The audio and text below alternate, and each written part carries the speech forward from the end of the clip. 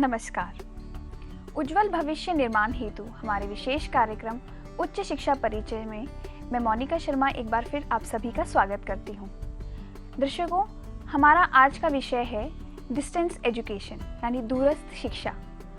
यह शिक्षा क्षेत्र में एक उभरता हुआ विषय है और इस विषय पर जानकारी देने के लिए आज हमारे बीच आमंत्रित हैं श्री राजीव अरोड़ा जी, जो सुभारती यूनिवर्सिटी के डायरेक्टरेट ऑफ डिस्टेंस एजुकेशन के असिस्टेंट डायरेक्टर हैं। तो आइए स्वागत करते हैं श्री राजीव अरोड़ा जी का।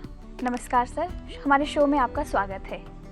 जी नमस्कार। तो सर, सबसे पहले मैं आपसे यह जानना चाहूँगी, जो ये दूरस्थ शिक्षा है, डिस्टेंस एजुकेशन, इसका क्या मतलब होता है? देखिए, दूरस्थ शिक्षा या डिस्टेंस एजुकेशन अपने आप में नाम में ही बताता है कि दूर से शिक्षा प्राप्त करना। जी। मैं इस बारे में आपको ये बताना चाहूँगा कि दूरस्थ शिक्षा, ये शिक्षा जो दी जाती है, ये दूर से ही इसमें स्टूडेंट जो है वो शिक्षा प्राप्त कर सकता है। जी। इसका अभिप्राय उन लोगों से है जो बहुत दूर दराज के जगह पे रहते हैं, गांव में रहते हैं, बहुत रिमोट एरियाज में रहते हैं और जहाँ से वो उच्च शिक्षा प्राप्त करने के लिए शहरों में नहीं आ सकते। तो उस शिक्षा को ग्रहण करने के लिए एक तरीके से यूनिवर्सिटी खुद उनके द्वार तक चल के जाती है और कहती है कि आइए हम आपको शिक्षा ग्रहण कराएं। जी बिल्कुल। तो सर, ये जो डिस्टेंस एजुकेशन होती है, ये इतनी महत्वपूर्ण क्यों होती जा रही है हमारे समाज में? देखिए, शिक्षा तो आप मानेंगे कि शुरू से ही महत्वपूर्ण है। जी। पहले भी रही है, आज भी है और ये हमेशा महत्वपूर्ण रहेगी। बल्कि ये आगे और ज़्यादा इसका ये विषय जो है बहुत महत्वपूर्ण होता जाएगा, शिक्षा का जो विषय है।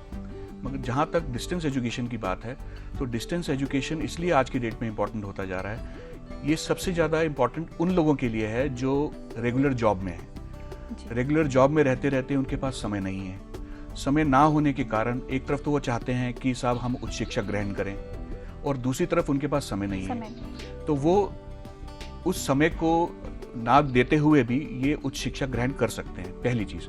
दूसरी चीज़ ये कि आज जब हम बात करते हैं कि कोई भी फीमेल स्टूडेंट होती हैं जो बहुत गांव में रहती हैं, दूर दराज के इलाकों में रहती हैं, रिमोट एरियाज़ में रहती हैं और किसी कारणों से वो शहरों तक नहीं आ पाती, कॉलेज में दाखिला नहीं ले सकती या फर्दर आगे पढ़ाई करने के लिए यूनिवर्सिटी नहीं जा सकती, तो हम उन तक पहुंच के उनको ये शिक्षा ग्रहण कराने की कोशिश में है। जी बिल्कुल सर। तो ये जो डिस्टेंस एजुकेशन है, इसको करने के, इसको अपनी शिक्षा आगे बढ़ाने के हमारे पास लाभ क्या क्या हैं? क्या लाभ होते हैं कि कोई डिस्टेंस एजुकेशन करने के बाद उसको जो मिलते हैं? जी देखिए, सबसे बड़ा लाभ तो ये है कि अगर कोई व्यक्ति कामकाजी है और साथ साथ हायर एजुकेशन करना चाहता है, जो कि उसके फर्दर प्रमोशन के लिए भी ज़रूरी है, तो वो इसमें उसके लिए तो ये इतना इम्पोर्टेंट है कि वो उसके अलावा और कुछ नहीं कर सकता। तो दूसरा जो अहम चीज़ आती है वो ये आपने जो प्रश्न पूछा है कि ये इसके क्या क्या लाभ हैं। इसका सबसे बड़ा लाभ ये भी है कि जो दूरस्थ शिक्षा से या डिस्टेंस एजुकेशन से कोर्सेज करते हैं, उनको ये कोर्सेज करने के बाद जो उनको डिग्री प्रदान की जाती है वो लगभग एट पार होती है। और सबसे बड़ी बात यह है कि कोई भी गवर्नमेंट सेक्टर या नॉन गवर्नमेंट सेक्टर में वो मान्य है। तो सर, ये जो डिस्टेंस एजुकेशन की प्रणाली शुरू हुई थी, इसकी स्थापना कब हुई और कौन कौन सी संस्थाएं हैं जो इसे गवर्न कर रही हैं? देखिए, इसकी जो शुरुआत हुई थी वो 1985 में हुई थी, जब Indira Gandhi national open university की शुरुआत हुई। इसी के तहत ये दूरस्थ शिक्षा या हम लोग जिसको डिस्टेंस एजुकेशन कहते हैं, इसकी शुरुआत हुई। इसके बाद 1996 में यूनिवर्सिटी ग्रांट कमीशन ने, यूजीसी ने, इसको और कुछ चुनिंदा यूनिवर्सिटीज़ को दिया। और मेरे को ये कहते हुए बड़ा हर्ष होता है कि उन चुनिंदा यूनिवर्सिटीज़ में आज स्वामी विवेकानंद सुभारती यूनिवर्सिटी भी है। जी। जो प्रेजेंट सिचुएशन है इसकी वो ये है कि जो गवर्निंग बॉडी है इसकी, वो आज की डेट में डिस्टेंस एजुकेशन ब्यूरो है। तो सर, जो भारत में आज डिस्टेंस एजुकेशन की स्थिति क्या है? देखिए, इसकी स्थिति का आकलन आप ऐसे कर सकते हैं कि जो टोटल पॉपुलेशन है जो स्टूडेंट्स की पूरे देश भर में, उसका लगभग 20% हिस्सा डिस्टेंस एजुकेशन से शिक्षा ग्रहण कर रहा है आज की डेट में। और मैंने जैसे कि पहले भी आपको बताया कि बहुत कम ऐसे चुनिंदा विश्वविद्यालय हैं जिनको ये दूरस्थ शिक्षा चलाने के आदेश डीईबी ने दिए हैं या डिस्टेंस एजुकेशन काउंसिल ने दिए हैं, तो उनमें से हम भी एक आज इस देश में हैं। और अगर मैं नॉर्थ इंडिया की बात करूं तो मेरे ख्याल से नॉर्थ इंडिया में हम लोग आज सबसे अग्रणी हैं। तो सर, सुभारती यूनिवर्सिटी इतनी बड़ी यूनिवर्सिटी है, इस यूनिवर्सिटी में डिस्टेंस एजुकेशन जैसा प्रणाली शुरू करने के उद्देश्य आपके क्या थे?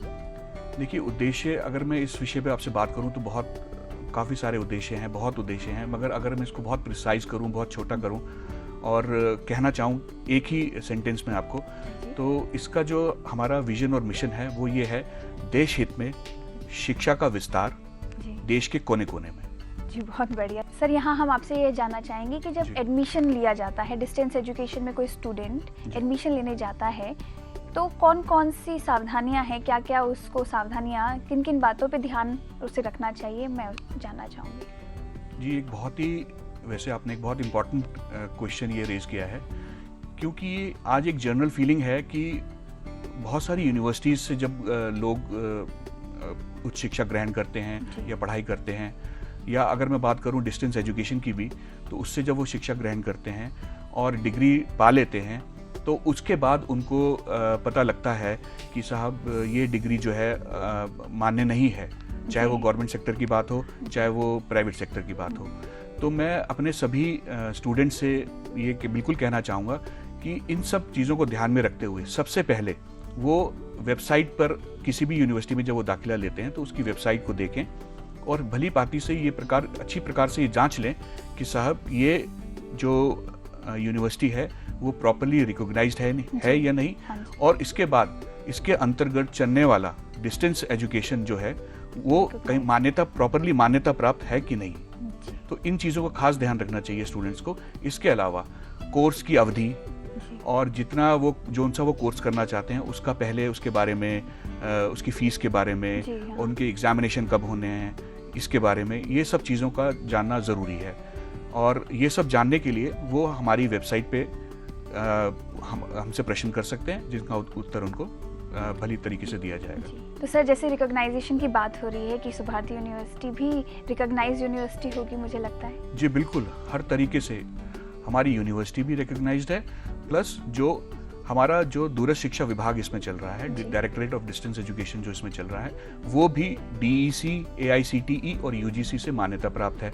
आज की डेट में जो गवर्निंग बॉडी है डिस्टेंस एजुकेशन ब्यूरो, उससे भी हमारी डायरेक्टरेट ऑफ डिस्टेंस एजुकेशन भली भांति मान्यता प्राप्त है। जी बिल्कुल सर। सर, यहाँ मैं आपसे एक बात और जानना चाहूँगी कि डिस्टेंस एजुकेशन में सुभारती के अंतर्गत कौन कौन से कोर्स चलाए जा रहे हैं?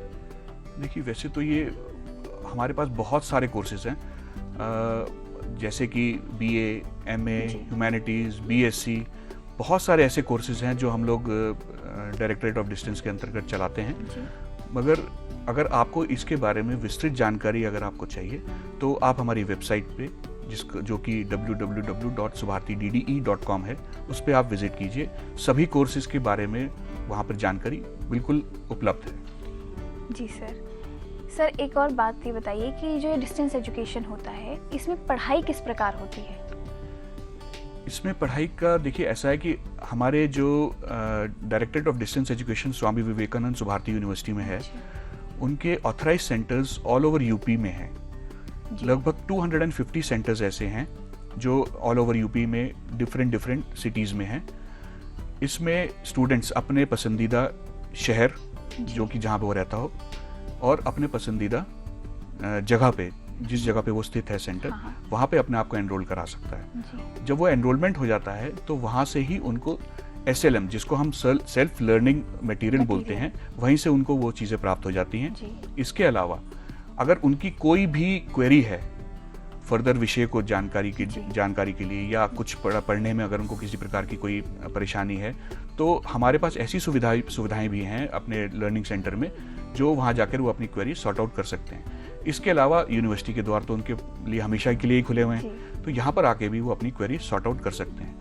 साल में हम एक बार एग्ज़ाम कराते हैं, और एग्ज़ाम हम लगभग सभी सिटीज़ में कराते हैं जहाँ जहाँ हमारे सेंटर्स होते हैं। और हमारी कोशिश ये रहती है कि हम एग्ज़ाम सेंटर्स बहुत अच्छे कॉलेजेस, स्कूल्स या बहुत अच्छे कॉलेजेस बनाएं, जहाँ के जहाँ पे हर तरीके की सुविधाएं हो स्टूडेंट्स के लिए और वो जी। ठीक तरीके से आके एग्जाम जी दे सर, सकें। जी। आपसे चर्चा हम जारी रखेंगे, तब तक हम एक छोटा सा ब्रेक लेंगे। दर्शकों कहीं मत जाइएगा, लौटेंगे एक ब्रेक के बाद।